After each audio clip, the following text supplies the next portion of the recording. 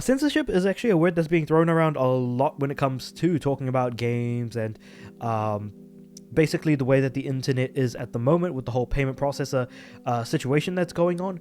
But there's actually a very interesting thing going on with Wuchang Fallen Feathers specifically.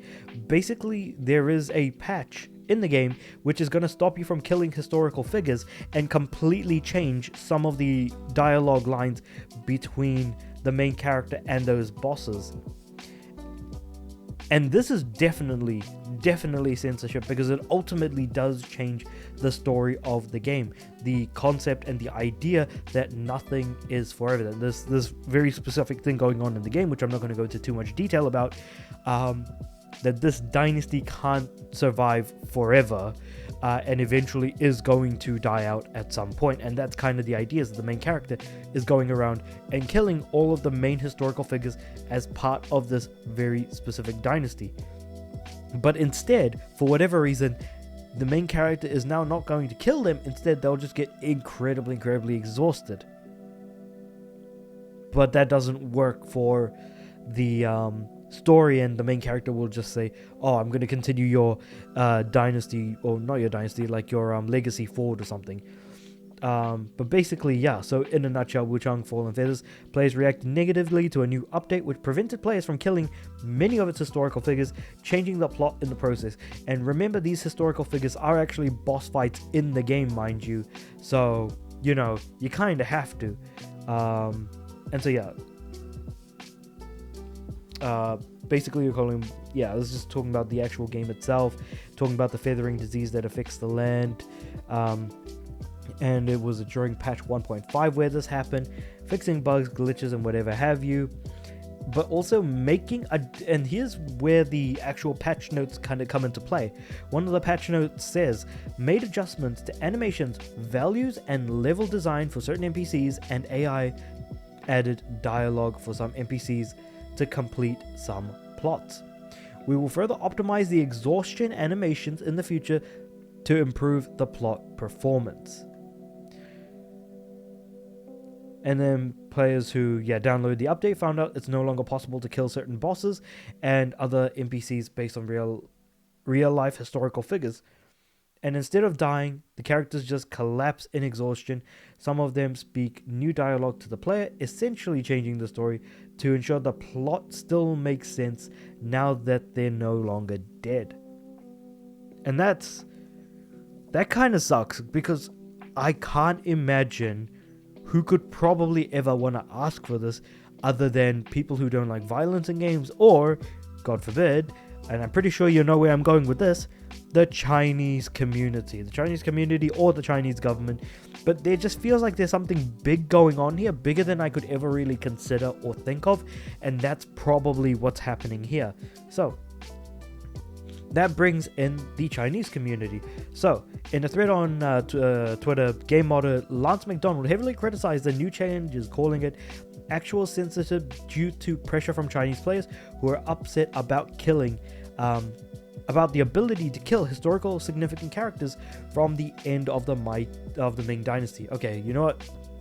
I guess not spoiling anything doesn't really make any point of sense now, since now the complete story has changed effectively. Citing some of the examples, McDonald pointed out that the game's fourth chapter is now insanely easy because 50% of the enemies are now non-hostile to the player, and you can't attack them during the rebellion outbreak, which otherwise you would have had to fight through in any other sense before this patch actually dropped. And I wonder if there's actually a physical copy of the game, because I wouldn't mind getting a physical copy just to even just play the 1.0 version and just go through that. But yeah, they added new voiceover dialogue for the protagonist, so after you exhaust certain historical bosses, she says, I will continue your legacy. Yeah, so this is actually his Lance's tweet here. I don't know why I forgot that it was called a tweet. But Ming General no longer dies, and he just sits near his shrine and says, I won't stop you from going forward, but the people ahead will attack you like a monster. And after you defeat the Dragon Emperor, they added an interaction prompt with him and his consort to say it's okay, they're only sleeping.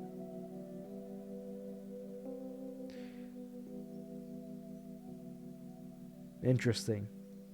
So a couple of examples there, given by Lance McDonald, who also again criticized this whole thing, and a lot of players are now starting to really like talk about it. And apparently they've got some quotes here from players that made reviews, and I think these might be on Steam. I'm not too sure, but oh yeah, these are Steam reviews. Okay, so some people are like, cool, improving game performance, that's cool, but this is the first time I've heard of a story slash plot change post-release, as I'm fully aware. Plot change made the story completely different and even make some of the characters' motivations completely pointless.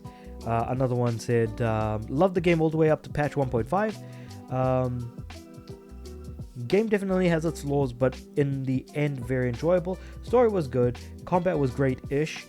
Dev single-handedly butchered the whole theme of the story by changing plot lines and catering to the idiotic nationalists who would never touch the game. Would not recommend until the devs fix this or give global players a way to revert this themselves. Which, to be completely honest, I don't think either is going to happen in any way, shape or form. So the only real way is whether or not they did release physical copies, and if so, if it's even possible to be able to play the 1.0 version thereafter. And I don't think that the game was that broken or buggy that the game is straight up unplayable on a 1.0 release. So I wonder if like that might be prudent to give a shot or a try. But I thought that this was actually a very, very interesting case of overseas censorship affecting us in a different way than the way the whole MasterCard Visa situation has been going down.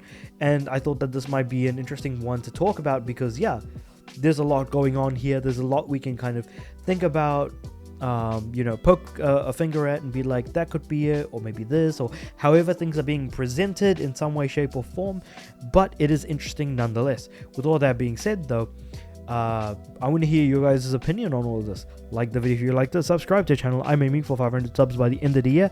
And with all that being said, I do upload every day, so I'll see you guys tomorrow.